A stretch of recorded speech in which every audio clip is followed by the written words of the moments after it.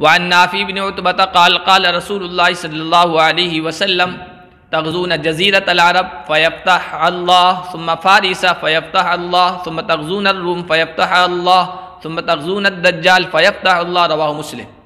حضرت نافع بن عتبہ کہتے ہیں کہ حضور صلی اللہ علیہ وسلم نے فرمایا تم جزیرۃ العرب پر حملہ کرو گے، یعنی ابھی تو تم یہاں مکہ و مدینہ میں ہو، جزیرۃ العرب کا باقی جو علاقہ ہے، باقی خاندان اور قبائل ہیں، ان سے بھی تمہاری لڑائی ہوگی اور مقابلہ ہوگا اور اللہ تمہیں فتح نصیب کرے گا۔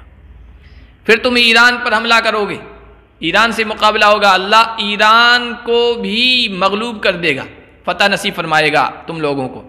پھر تم رومیوں سے لڑو گے، فیفتح اللہ، اللہ اسے بھی فتح فرمائے گا۔ پھر تم دجال سے مقابلہ کرو گے اور اللہ اس پر بھی تمہیں فتح نصیب فرمائے گا۔ اگرچہ شروع میں ایسا لگے گا کہ وہ غالب آ رہا ہے، لیکن آخرکار انجام تمہارے حق میں ہوگا۔